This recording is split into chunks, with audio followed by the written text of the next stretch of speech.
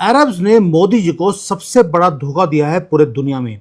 मुझे लगता है जो कई बार लोग बोलते हैं कि सर मुसलमानों के ऊपर विश्वास नहीं करना चाहिए, वही चीज सऊदी अरेबिया ने भी हमें दिखा दिया। इन्होंने क्या किया, हमारी प्रपोजल्स लेने के बाद, हमारा जो स्टार्टअप्स है उसमें हम क्या काम करने वाले हैं वो सारा आइडियाज लेने के बाद इन्होंने अपने ही लेवल पर अपने कंट्री में उसके ऊपर काम करना शुरू कर दिया। पैसा दिया नहीं और हमारे आइडियाज को चोरी कर लिया। ये है इनका इकोसिस्टम। दोस्तों, अब देखिए कहां से कहानी शुरू हुई थी। कहानी शुरू हुई थी कि $100 बिलियन सऊदी अरेबिया हमारे कंट्री में लगाएगा। लेकिन अब ये क्या कर रहे हैं, क्वाइटली इन्होंने जो भारत का स्टार्टअप इकोसिस्टम है उसे चोक करना शुरू कर दिया। पैसा दिखाने के बाद पैसा दिया नहीं। हमारे जो स्टार्टअप्स हैं वो ऑलरेडी पैसा लगा चुके थे, तो हमारे लिए ये डेथ वारंट अब बनना शुरू हो गया। अब आप बोलेंगे यार कि अगर उन्होंने पैसा नहीं दिया तो हम अपना पैसा क्यों नहीं लगा रहे। वो बताऊंगा बाद में कि हम अपना पैसा क्यों लगा नहीं पा रहे। अरब्स ने मोदी जी को सबसे बड़ा धोखा दिया है पूरे दुनिया में। मुझे लगता है जो कई बार लोग बोलते हैं कि सर मुसलमानों के ऊपर विश्वास नहीं करना चाहिए, वही चीज सऊदी अरेबिया ने भी हमें दिखा दिया। वो सीक्रेटली कोशिश कर रहे हैं कि हमारे जो जो डीप टेक की कंपनीज हैं, हमारे स्टार्टअप्स हैं, हमारे बैंगलोर के अंदर जो कंपनीज काम करती हैं उनको बैंकरप्ट किया जाए। क्यों बोल रहा हूँ, क्योंकि आपको याद होगा कि अरब्स ने हमें एक प्रॉमिस किया था कि वो $100 बिलियन हमारे कंट्री में इन्वेस्ट करेंगे, और उसके बदले में हमने क्या किया, हमने भी पूरा उनके पीछे लेटना शुरू कर दिया। हमने इवन कि उनको टैक्स ब्रेक्स भी दे दिए। सब कुछ कर कर हमने देख लिया कि यार इनका पैसा आ रहा है, लेकिन अल्टीमेटली उन्होंने धोखा कैसे दिया। वो पैसा जो हमें प्रॉमिस किया गया था उसे उन्होंने अपने ही कंट्री में इन्वेस्ट करना शुरू कर दिया।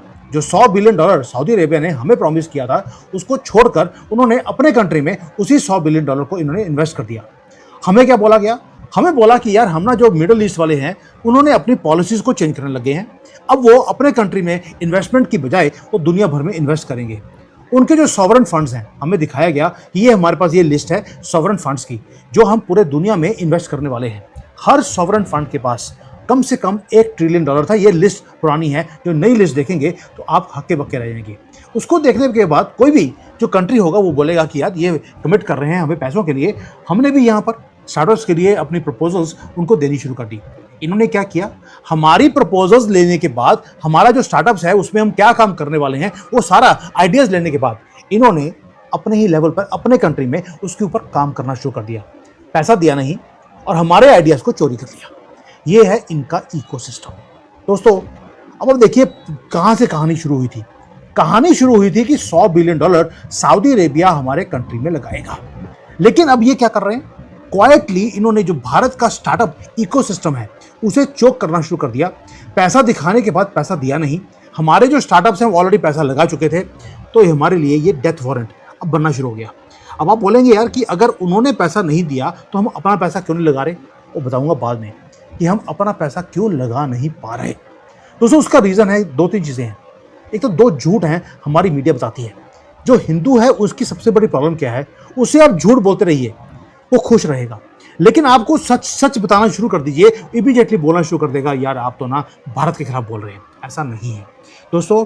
2 झूठ ऐसे हैं। एक तो ये बोल दिया हमें कि जो भारत के स्टार्टअप्स हैं, ये आहिस्ता आहिस्ता हमारी मीडिया ने फीड किया हमारे दिमाग में कि जो भारत के स्टार्टअप्स हैं वो फेलियर हैं। वो फेल इसलिए होते हैं क्योंकि एक तो वो ग्रेडी हैं। फाउंडर्स को जब पैसे मिलते हैं वो पहले अपने घर बनाने लग जाते हैं, बिजनेस के ऊपर वो ध्यान देते नहीं हैं। और दूसरा क्या है कि जो बिजनेस मॉडल्स हैं भारतीयों के, जो स्टार्टअप्स के, वो बहुत ही बुरे होते हैं।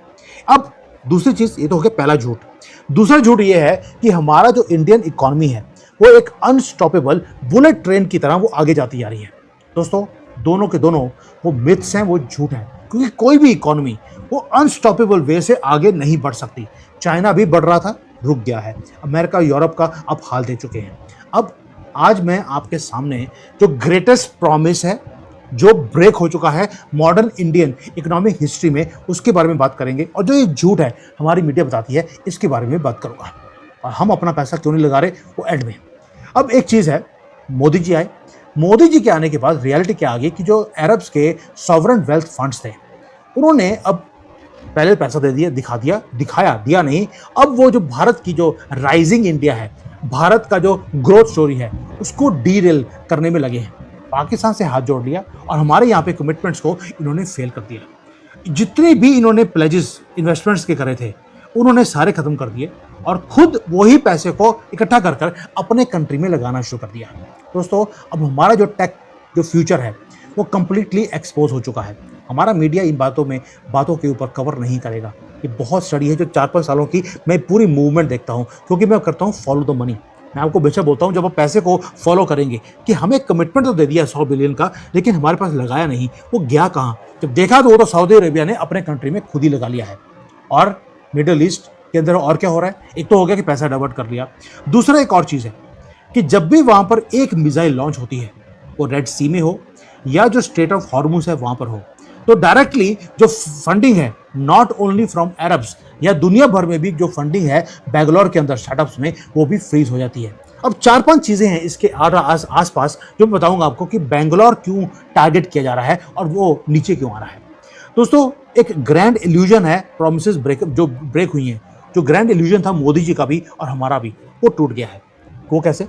2017 से लेकर 2019 सऊदी अरेबिया ने पब्लिकली बड़ी बार बोला, अबू धाबी का जो इनका इन्वेस्टमेंट बैंकर्स हैं, उनका जो इंटरनेशनल इन्वेस्टर है नेशनल इंफ्रास्ट्रक्चर फंड, इन्होंने प्रॉमिस किया हमारे यहाँ पर वो फंडिंग करेंगे, हमारे इंफ्रास्ट्रक्चर के अंदर वो फंडिंग करेंगे, स्टार्टअप्स के अंदर वो फंडिंग करेंगे। क्या बोल दिया उन्होंने कि आप लिमिटलेस जो ग्रोथ लेके आ रहा है भारत, आप लेके आते रहिए, हमारा लिमिटलेस पैसा आपके पास आता रहेगा। ये हमें प्रॉमिस किया गया। हम भी लगे रहे कि ग्रोथ लेके आनी है, लेकिन हम इतने डेस्परेट हो गए उस मनी के लिए कि हमने इवन कि सऊदी अरेबिया का जो पब्लिक इन्वेस्टमेंट फंड है, जिसको बोला जाता है PIF, मैंने पहले आपको स्लाइड दिखाया था, हमने उन्हें 10 साल का टैक्स हॉलिडे भी दे दिया ताकि उनका पैसा हमारे पास आता रहे। लेकिन उन्होंने अपने प्रॉमिसेस को पूरा नहीं किया। हमने टैक्स ब्रेक दे दिया, उसके बाद भी ये अपना पैसा एक काफिर कंट्री में नहीं लेकर आए। एक तो है ये चीज़। दूसरा, बिहाइंड क्लोज डोर्स एक काम और हुआ कि जो गल्फ है, उन्होंने पैसा देने के बजाय 2021 के बाद पहले कोविड का उन्होंने बहाना ले लिया, उसके बाद बोल दिया कि ईरान का वॉर है। 2021 से लेकर 2026 सऊदी अरेबिया का जो PIF है, वही इन्वेस्टमेंट फंड, उन्होंने बाहर देखने की बजाय, बाहर इन्वेस्टमेंट्स करने की बजाय, आपको मालूम है कितना पैसा उन्होंने अपने कंट्री में लगाया? $199 बिलियन। अपना डोमेस्टिक जो सऊदी अरेबिया के अपने प्रोजेक्ट्स हैं उसके अंदर इन्होंने पैसे को डाइवर्ट कर लिया। और सिर्फ एक महीने के अंदर, पिछले एक महीने में उन्होंने $100 बिलियन और ज़्यादा कमिट कर दिया है अपने डोमेस्टिक AI इंफ्रास्ट्रक्चर के ऊपर और स्टार्टअप्स के ऊपर। वो एक फोर्ट्रेस को क्रिएट कर रहे हैं अपने कंट्री के अंदर। वही पैसा जो हमें प्रॉमिस किया गया था, उसी पैसे को वो अपने कंट्री में वो यूज़ करना शुरू कर दिया। लीवरेज कहाँ गई? पहले तो बोलते थे कि हमें भारत में आना है, मोदी जी को बड़ा खुश किया, गले लगाया, आज तो गले पड़ गए हैं। ये हो गया दूसरा पॉइंट। तीसरा, एक और चीज़ है, 2026 आया, उसके अंदर एक ब्रेकिंग पॉइंट आ गया जब मिसाइल्स ईरान से घूमनी शुरू हो गई, कभी रेड सी में और कभी बाकी जगह पर। जो ग्लोबल शिपिंग लेन्स हैं वो पैनिक करने शुरू कर दिए, शिप्स को डाइवर्ट करना पड़ा, उसके कारण जो कॉस्ट है, फ्रेट कॉस्ट, वो बढ़नी शुरू हो गई। दोस्तों, जब वाइटल शिपिंग लेन्स जब ब्लॉक होती हैं एक एक्टिव वॉर जोन के अंदर, तो उसके कारण थोड़ा सा जो मनी है वो डरना शुरू हो जाता है। जो गल्फ के कंट्रीज़ हैं वो टेरिफाइड थे, उन्होंने अपने ऑयल की प्राइसेस राइज होती हुई देखी उन्होंने, लेकिन उनकी जो अपनी नेशनल सिक्योरिटी की कॉस्ट है वो भी बढ़नी शुरू हो गई। उनका अपना सप्लाई चेन, तेल तो निकाल रहे हैं लेकिन बेचने के लिए उनकी शिप्स बाहर निकल नहीं पा रही। उनका जो सर्वाइवल है वो स्काई रॉकेट हो गया, यानी कि तेल की प्राइस बढ़ी है तो इनकी अपनी जो लाइफ की कॉस्ट ऑफ लिविंग है वो भी बढ़ गई और तेल बेचने की जो प्राइस है वो भी बढ़नी शुरू हो गई। उसके कारण क्या हुआ? जो फाइनेंशियल जो क्वारंटाइन है इन्होंने करना शुरू कर दिया। क्वारंटाइन का मतलब क्या है? लॉकडाउन लगा दिया कि पैसा अब अपने कंट्री से हम बाहर नहीं ले जाने देंगे। जो गल्फ का कैपिटल है वो रैपिडली उसने क्या करना शुरू कर दिया? अपने खुद को बचाने के चक्कर में इन्होंने उसे अपने ही कंट्री में इन्वेस्ट करना शुरू कर दिया। पैसा उनके पास पड़ा है, अब वो रियाद को, अबू धाबी को, दुबई को बचाने में उस पैसे को वो खर्च कर रहे हैं। पैसा जो भारत में आना था कहाँ जा रहा है? वो जा रहा है अमेरिका की जेब में, क्योंकि वहाँ से इनको हथियार खरीदने पड़ते हैं। अब बेंगलोर कैसे ब्लीड कर रहा है भी अगर वहाँ पर अगर मिसाइल्स चल रही हैं? इमीडिएट जो कैजुअलिटी है वो है भारत के स्टार्टअप्स। जो अरब के वेल्थ फंड्स थे उनके बेसिस के ऊपर हमारे जो स्टार्टअप्स हैं उन्होंने बोला कि यार पैसा आ रहा है, स्टार्टअप्स क्रिएट करते हैं और हम आगे जाकर फंडिंग आती रहेगी, हम अपना काम करते रहेंगे। लेकिन दोस्तों, जो डाइस है, जो जैसे जुआ खेलते हैं कभी तो आपको डाइस आपको घुमानी पड़ती है, वो उसके अंदर क्या हो रहा है? उसके अंदर ये हो रहा है कि अरब सोच रहे हैं कि यार ऑलरेडी मार्केट बड़ी रिस्की है, भारत के जो ये सॉफ्टवेयर कंपनीज हैं, स्टार्टअप्स हैं, ये भी बड़ी रिस्की इन्वेस्टमेंट है। इतने डबल रिस्क में लाकर अब अगर हम वेंचर कैपिटल फंड्स भारत में लेकर आएंगे तो हम तो बहुत ज़्यादा रिस्क में आ गए। क्यों ना वही पैसे को अपने कंट्री में रखा जाए। अब इस एक थॉट के कारण बैंगलोर ब्लीड करना शुरू कर दिया। यहाँ पर अब देखिए एक मैक्रो कोलैप्स होना शुरू हो गया है। भारत की रिफाइनरीज, ऑयल रिफाइनरीज, उसमें पैसा लगाना था, नहीं आया। केमिकल्स में नहीं आया। मेटल्स की कंपनीज में पैसा लगाना था, वहाँ पर भी नहीं आया है। यानी कि रॉ मटेरियल, शिपिंग कॉस्ट, आपके जो स्टार्टअप्स हैं, हर जगह पे पैसे को बंद किया गया है।